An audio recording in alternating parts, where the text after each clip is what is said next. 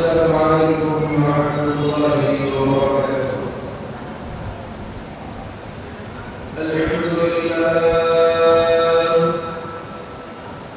الحمد لله نحمده ونستعينه ونستغفره ونؤمن به ونتوكل عليه ونعوذ بالله من شرور أنفسنا ومن سيئات أعمالنا. من يهده الله فلا مضل له ومن يضلله فلا هادي له. ونشهد أن لا إله إلا الله وحده لا شريك له. ونشهد أن سيدنا وسندنا ونبينا وكريمنا ومولانا محمد وبارك وسلم. أما بعد فأعوذ بالله من الشيطان الرجيم. بسم الله الرحمن الرحيم. رب المشرقين ورب المغربين فبأي آلاء ربكما تكذبان. صدق الله العلي العظيم. وقال النبي صلى الله عليه وسلم إنما الأعمال بالنيات أو كما قال النبي صلى الله عليه وسلم.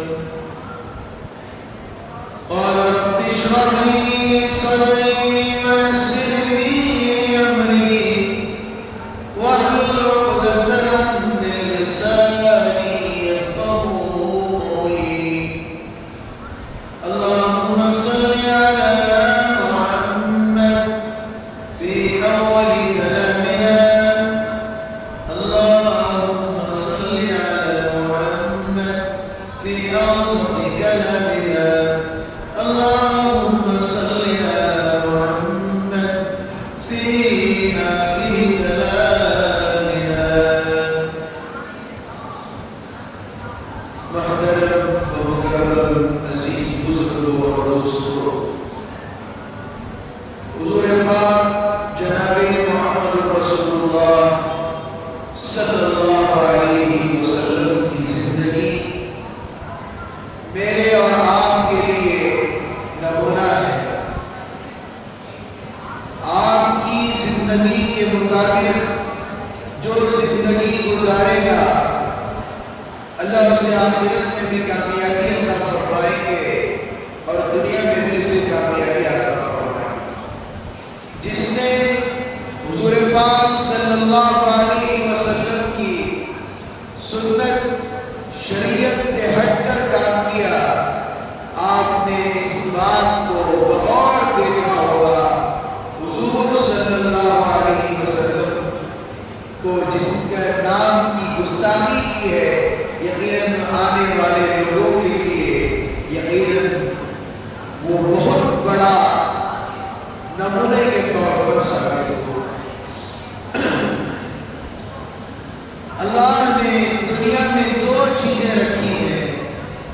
سب سے پہلے نمبر پر اہدنا الصراط المستقیم، دوسرے نمبر پر وہ دوسرا راستہ جو سیدھے راستے پر صحیح طریقے سے چلے گا اللہ اسے دنیا میں بھی کامیاب کرے گا اور آخرت کی زندگی کے اندر بھی کامیاب کرے گا.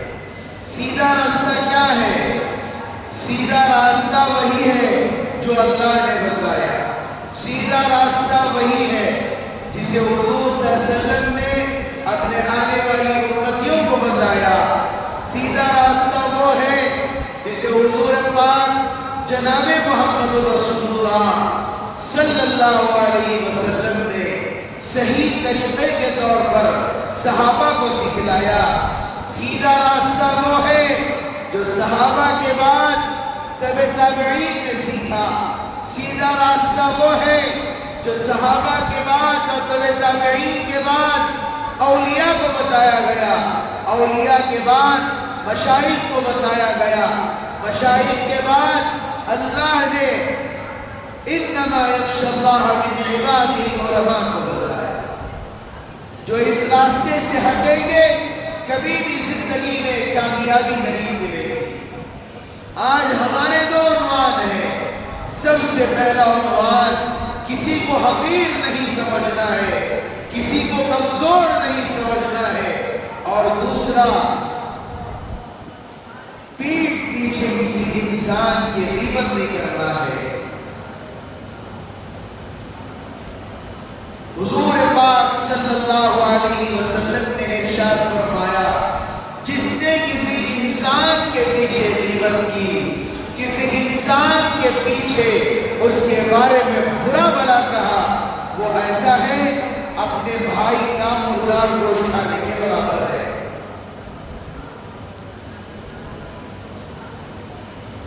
یہاں تک یہ بھی بتایا گیا کہ حضور صلی اللہ علیہ وسلم نے کئی ساری وعیدیں بیان کی گئی ہیں چغل خور کے بارے میں، اور جو لوگوں کے بارے میں چغل خوری کرتا ہے اور میٹھا بن جاتا ہے اور لوگوں سے یہ کہتا ہے کہ یہ برا ہے میں اچھا، اور جب وہ سامنے آتا ہے بتایا گیا منافقین بھی اسی طرح تھے۔ حضور صلی اللہ علیہ وسلم کے زمانے کے اندر قرآن کہتا ہے اذا جاءك المنافقون قالوا اننا نشهد انك رسول اللہ۔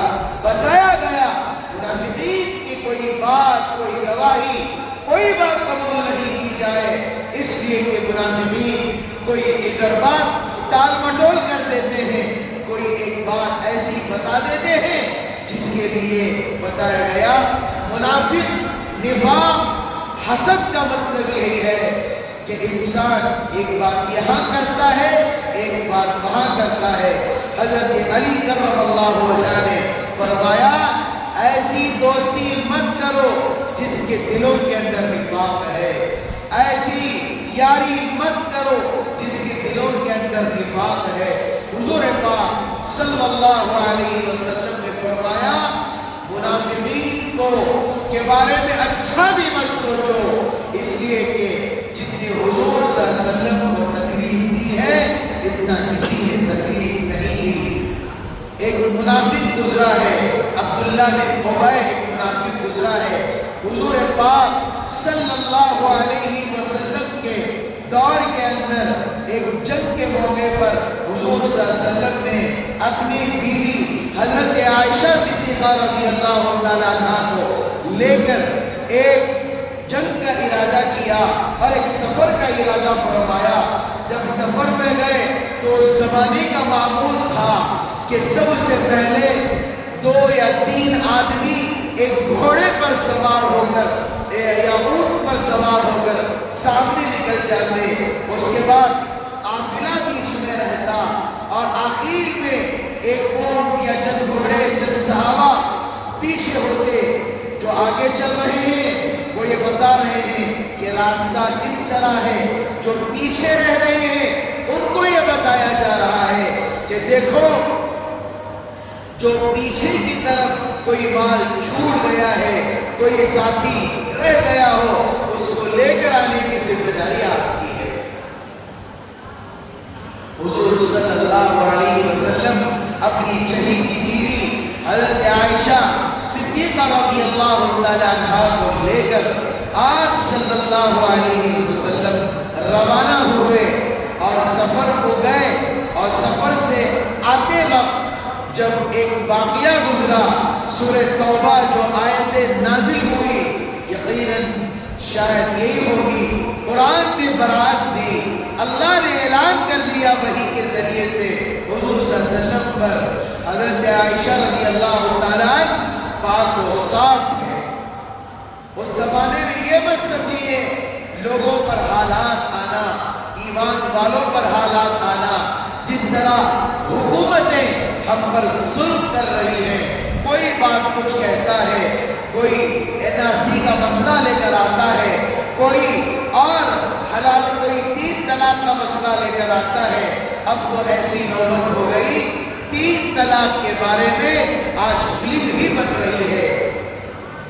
مسلمان کہہ رہا ہے ہمیں کچھ لینا دینا نہیں، یہی میرا گھر چل جائے، میرے بچے اچھے خوش ہو جائیں، حلال کما رہا ہوں یا حرام کما رہا ہوں، مجھے کچھ لینا دینا نہیں.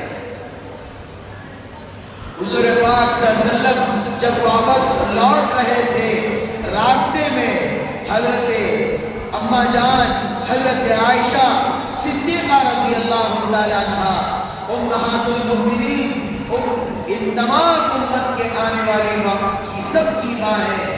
راستے میں کچھ ضرورت پیش آئی، جو ضرورت پوری کرنے کے لیے جب گئی تو دیکھا کہ قافلہ نکل چکا ہے، قافلہ وہاں سے گزر چکا ہے.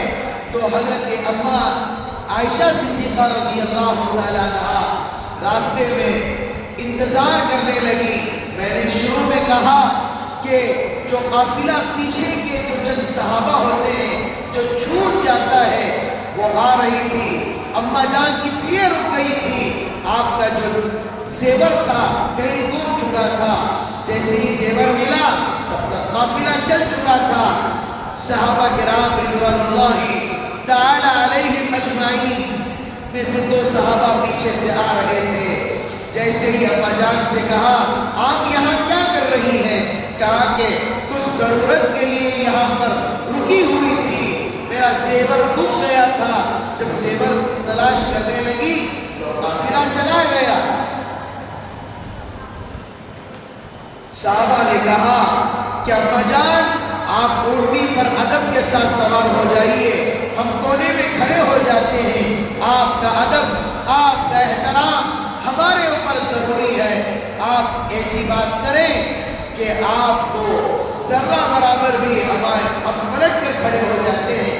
آپ ادب کے ساتھ، اطمینان کے ساتھ اپنی پہ یا گھوڑے میں جو بھی تھا سوار ہو گیا. اس کے بعد حضرت اما جان عائشہ صدیقہ رضی اللہ تعالیٰ عنہا گھوڑے پر سوار ہو گئی، اونٹنی پر سوار ہو گئی. سوار ہونے کے بعد آپ جیسے کعبۃ اللہ کے اندر انٹری ہوئی، منافقوں کا دور تھا، لوگوں نے بات نعوذ باللہ پھیلا دی، بات کہنے کے لیے بھی شرم محسوس ہو رہی ہے. یہی بات تھی جو ڈی جے ہڈی کے اندر جو مسئلہ ہوا تھا، اسی بات کی گستاخی پر اتنی زیادہ غلاٹے ہوئے، اتنے زیادہ جو 1400 سال پہلے کا واقعے کو لے کر اس نالائق نے کچھ نہ کچھ بنا کر اپنے واٹس ایپ گروپ میں، فیس بک پہ ڈال دیا تھا. مسلمان حضور سے محبت کرتا ہے، مسلمان حضرت امہات المؤمنین سے محبت کرتا ہے، مسلمان حضرت صحابہ سے محبت کرتا ہے، مسلمان حضرات تبع تابعین سے محبت کرتا ہے، مسلمان حضرات اولیاء سے محبت کرتا ہے، مسلمان حضرت مشائخ سے محبت کرتا ہے، مسلمان علماء سے محبت کرتا ہے، اولیاء سے محبت کرتا ہے.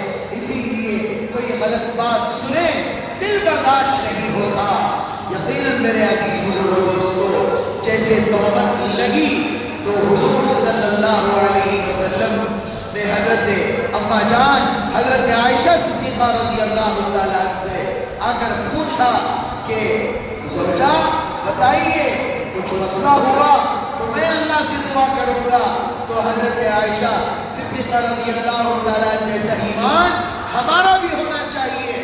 حضور اس زمانے میں موجود ہے، صحابہ اس زمانے میں موجود ہے، والد محترم حضرت سیدنا ابو بکر صدیق رضی اللہ تعالیٰ موجود ہے، ابا ہیں حضرت عائشہ صدیقہ رضی اللہ تعالیٰ کے. امیر المومنین سب سے پہلے جو بنائے گئے سیدنا ابو بکر صدیق رضی اللہ تعالیٰ عنہ ہیں، یقین سے میں یہ بات کہہ رہا ہوں، اللہ کے لیے میرے عزیزوں، حالتیں مسلمانوں پر آتی ہیں، مشکلات مسلمانوں پر آتی ہیں، اتنی بڑی ازواج پر منافقوں نے دھبا لگا دیا کہ کوئی غلط کام کر کے آ گئی ہے، نعوذ باللہ۔ اس کے بعد جب حضور صلی اللہ علیہ وسلم نے جب پوچھا اما جان سے، تو کہا کہ مجھے آپ کی بھی ضرورت نہیں ہے، حضور صلی اللہ علیہ وسلم سے کہہ دیا مجھے آپ کی ضرورت نہیں ہے، مجھے میرا اللہ کافی ہے۔ جب تک میرا اللہ میری برات کو، میری انصاف کو اللہ کو آسمانوں سے زمینوں پر نازل نہیں کرے گا، جب تک میں نماز کی حالت سے نہیں اٹھوں گی۔ نماز کے اندر اطمینان سے بیٹھ گئی، اللہ سے اپنا لو لگانا شروع کیا، اللہ سے اپنا تعلق بنانا شروع کیا، قرآن کی آیتیں زمینوں پر نازل ہو گئی۔ بتایا گیا کہ حضرت عائشہ وہ پاک دامن عورت ہے، اور ان پر جو تہمت لگائی گئی ہے عبداللہ بن جو ابی تھا، یہی منافق ہے، اس کو سزا دی جائے۔ جب حضور صلی اللہ علیہ وسلم کی سب سے چہیتی لخت جگر بیوی کو نہیں چھوڑا گیا، میں اور آپ کون ہیں؟ لوگ دنیا میں کمانے جاتے ہیں، لوگ دنیا میں بزنس کرنے جاتے ہیں، لوگ دنیا کے اندر کوئی پروجیکٹ لے کر کام کرتے ہیں، اپنے بچوں کے لیے محنت کرتے ہیں، کوئی دبئی جا رہا ہے، کوئی قطر کو جا رہا ہے، کوئی عمان کو جا رہا ہے، کوئی بڑی بڑی جگہ جا رہا ہے۔ لوگ کہتے ہیں حضرت کمائے نہیں تو کیا بھی نہیں، یہ حقیقی بات ہے، لوگوں کو حلال روزی کمانا چاہیے، لیکن لوگوں کو یہ بات کہتے ہوئے کبھی بھی نہیں سنا کہ اللہ بہت کرنے والا ہے۔ کبھی سنا؟ کبھی بھی لوگوں سے کی زبانوں سے نہیں سنا کہ اللہ کرنے والا ہے، اللہ سب کچھ کرنے والا ہے۔ آج ہمارا یقین لوگوں سے ہونے کا ہو گیا، آج دوست کے بغیر زندگی نہیں گزرتی، آج یار کے بغیر زندگی نہیں گزرتی، آج پیسے کے بغیر زندگی نہیں گزرتی۔ یقین مانیے میں منبر رسول پر بیٹھا ہوا ہوں، جب تک اللہ سے ہونے کا یقین، اللہ سے اپنا سچا تعلق نہیں بنے گا، کوئی آپ کا مدد کرنے کے لیے نہیں آئے گا۔ پیسے ضرورت کے لیے کوئی مدد بھی کرنے کے لیے آ جائے گا، جو ضرورتیں اللہ پوری کرتا ہے وہ انسان پوری نہیں کر سکتا۔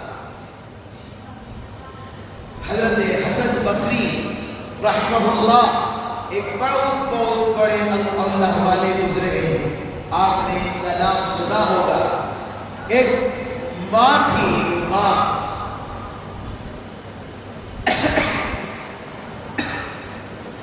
ایک ماں تھی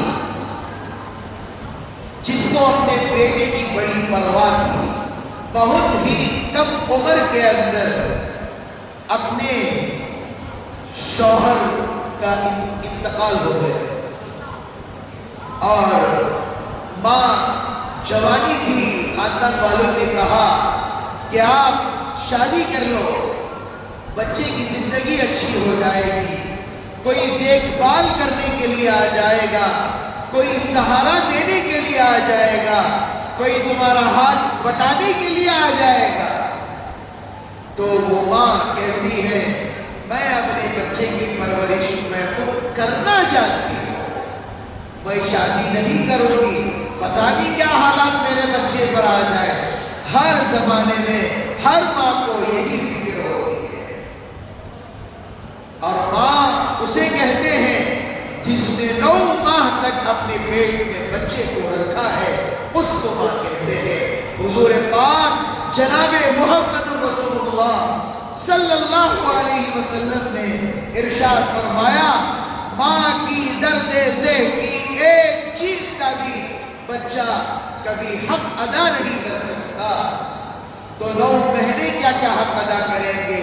ماں بچپن سے لے کر بڑا بوڑھا ہونے تک بھی اس کے لیے بچہ بچہ رہتا ہے۔ جب بچہ رات میں سوتا ہے ماں اپنی نیندیں قربان کر دیتی ہے، آج وہی ماں کو گلی میں کھڑے ہو کر، روڈ پر کھڑے ہو کر اپنی بیوی کے لیے گالی دی جاتی ہے، اپنی بیوی کے لیے باپ کے حق میں انگلیاں اٹھا کر تھپڑ مار کر بات کیا جاتا ہے۔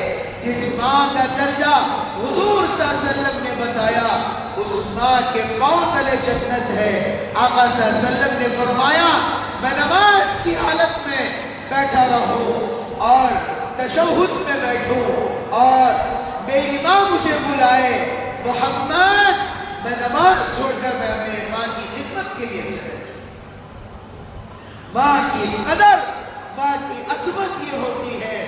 آج ماں کو ہم نے معمولی سمجھ لیا ہے، آج ماں کو ہم نے معمولی سمجھ لیا ہے۔ میرے عزیزو، حضور پاک صلی اللہ علیہ وسلم، وہ صحابی کا واقعہ ہمیں یاد ہے، صحابی رسول ہے، صحابی رسول ہے جن کی زبان سے کلمہ نہیں نکل رہا ہے۔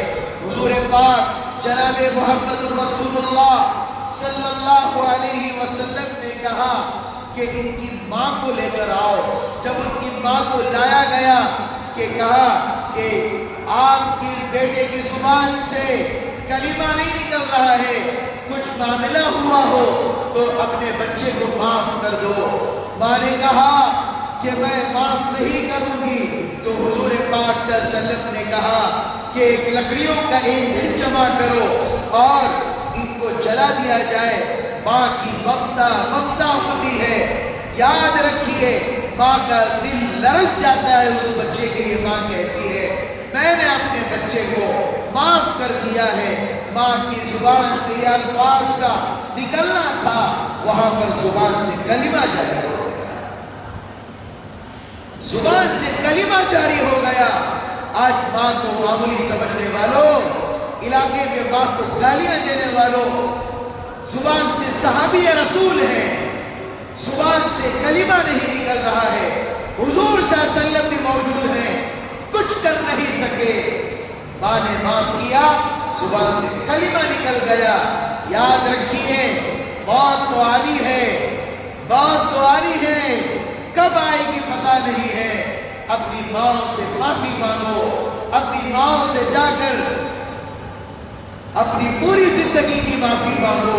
اگر کوئی پیسے کی لالچ میں آ کر، دولت کی لالچ میں آ کر اپنی ماں کو برا بھلا کہا ہو، دنیا میں ایک ہی واحد ہے جو ہر چیز کو سہتی ہے، وہ ماں ہے۔ کوئی دنیا کی کوئی ایسی چیز نہیں ہے جو ہر چیز تمہاری سہ سکے۔ بیوی بھی نہیں سہ سکے گی، گالی دو گی تو طلاق کی نوبتیں آ جائیں گی، خلا کی نوبتیں آئیں گی۔ آج ماں کے لیے کیا کچھ نہیں کہتے، لیکن ماں اس برداشت کرتی ہے، جب بھی جاتے ہیں کہ رو کر معاف کر دیتی ہے۔ ماں سے بڑی دولت کیا ہو سکتی ہے؟ واقعہ سنیں اس کو، میرا دل کانپ رہا ہے۔ ماں اپنے بچے کے لیے کس حد تک گزرتی ہے، اس واقعے کو سنیں۔ ماں نے سوچا اب میرے بچے کی پرورش کروں۔ زمانہ آگے چلتا گیا، زمانہ بڑھتا گیا، تو ماں نے دیکھا کہ اب میرے بچے کی پرورش کرنا ہے، اب یہاں وہاں کی صحبتوں میں چھوڑو گی بچہ بگڑ جائے گا۔ میری یہ دعا ہے کہ میرا بچہ کیا ہو جائے، نیک ہو جائے، صالح ہو جائے، متقی ہو جائے۔ حضرت حسن بصری کے پاس گئی اور کہا کہ میرے بچے کے حق میں دعا فرمائے، میرے بچے کے حق میں دعا فرمائے۔ تو امام صاحب نے دعا فرمائی۔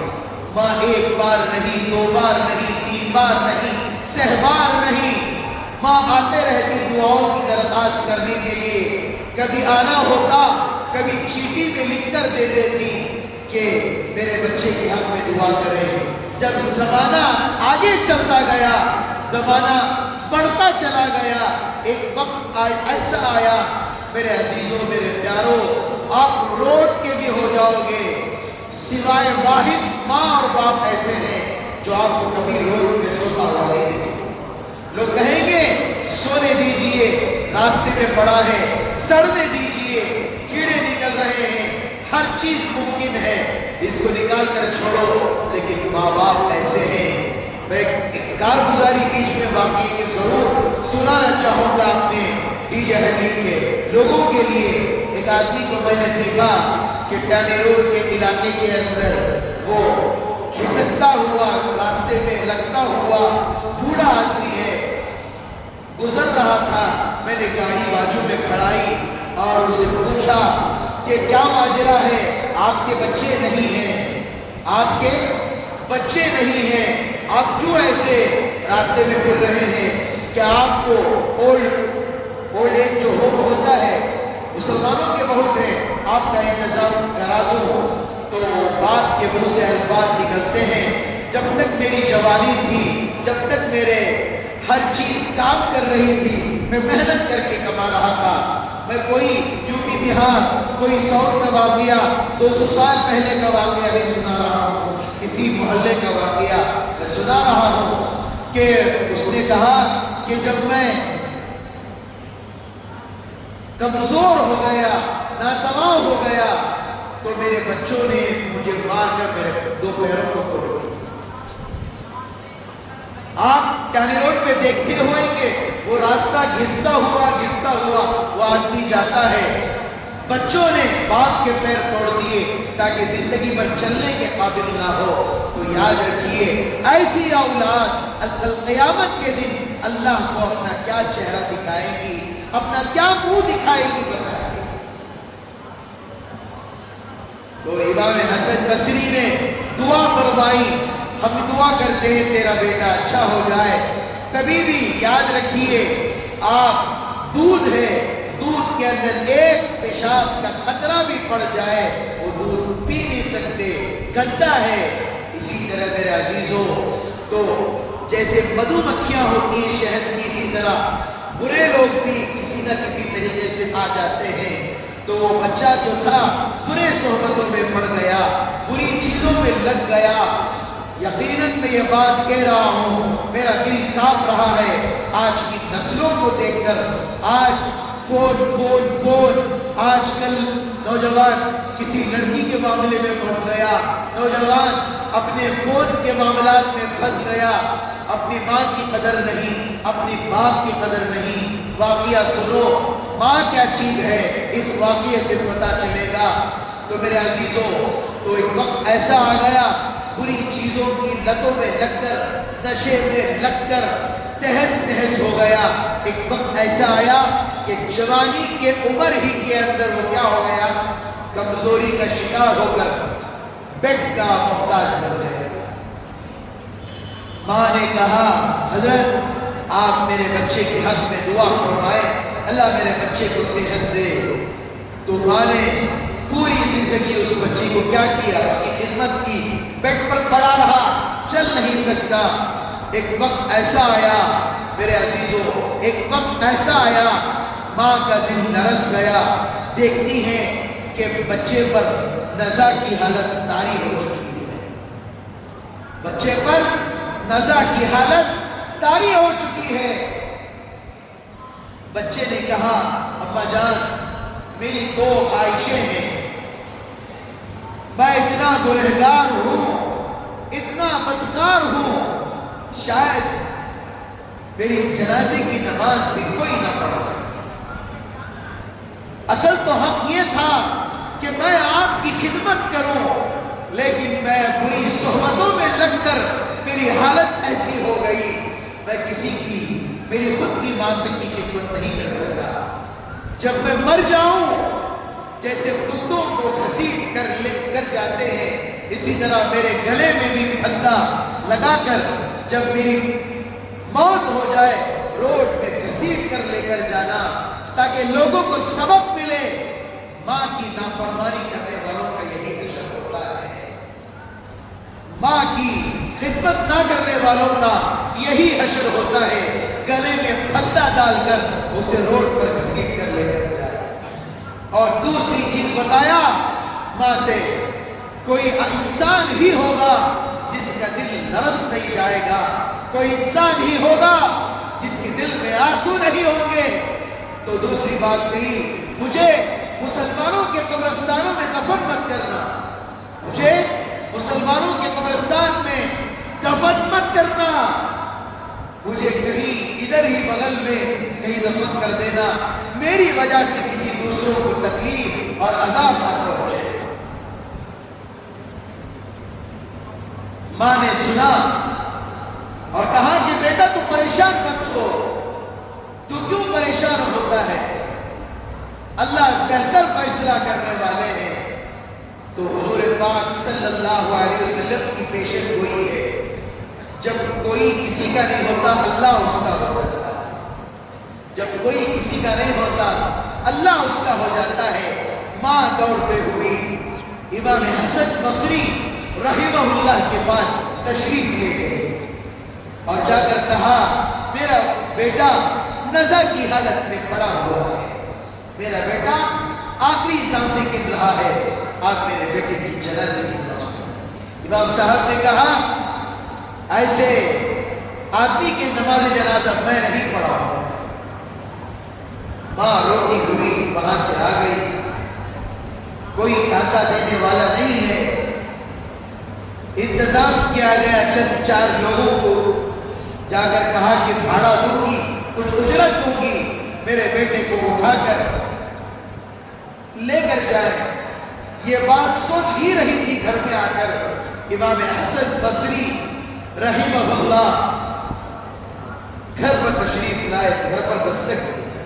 جیسے ہی دروازہ کھولا کہ امام صاحب تشریف لائے، امام صاحب نے کہا ابا جان مجھے معاف کر دیجئے گا، ابا جان مجھے معاف کر دیجئے گا۔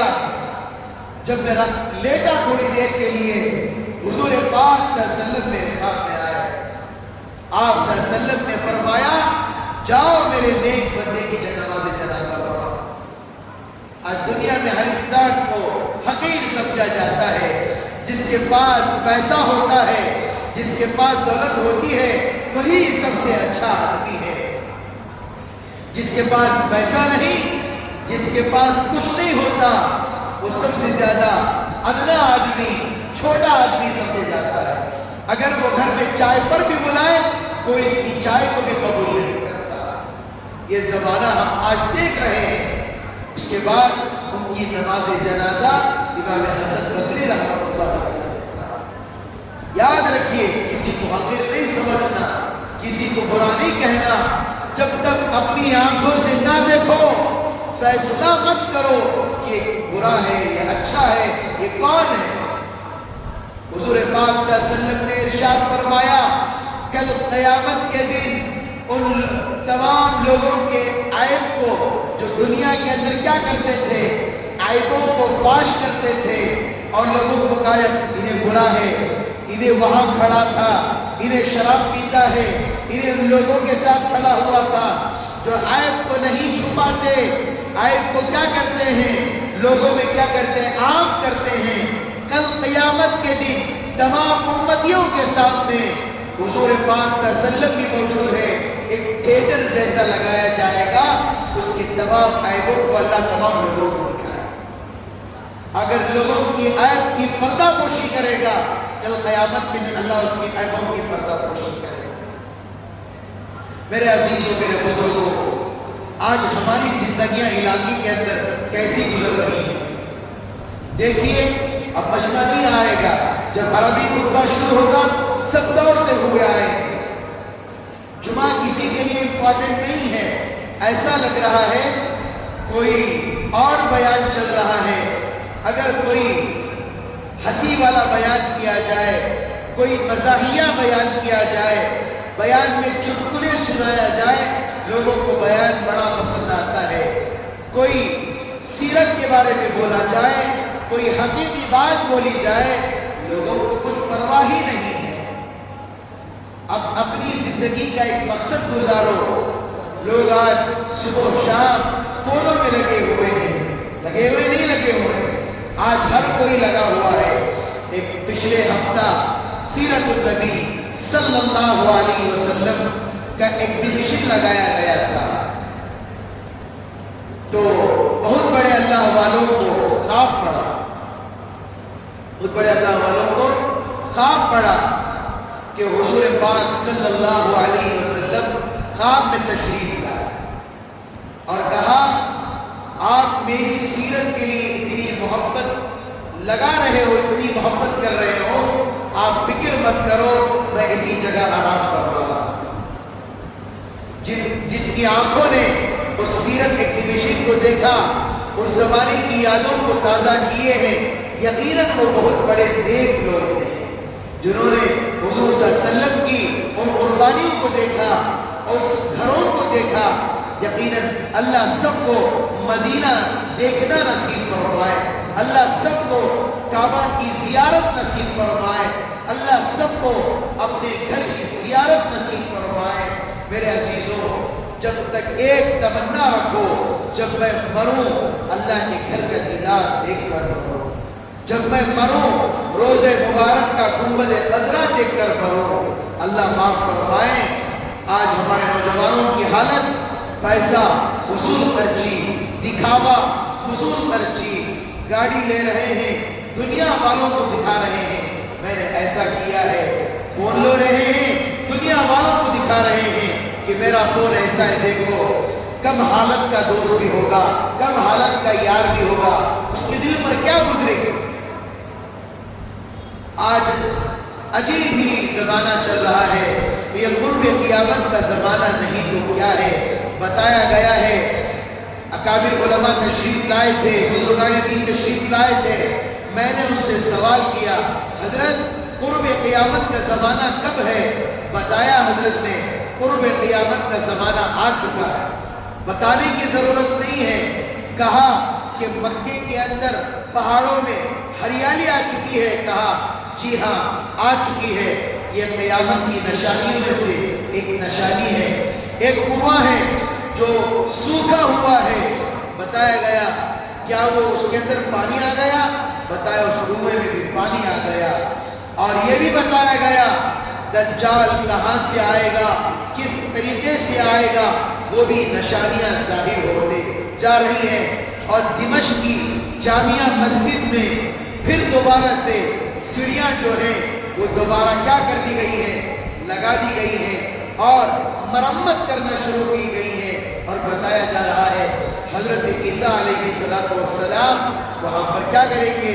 دو فرشتوں کے ذریعے تشریف لائیں گے۔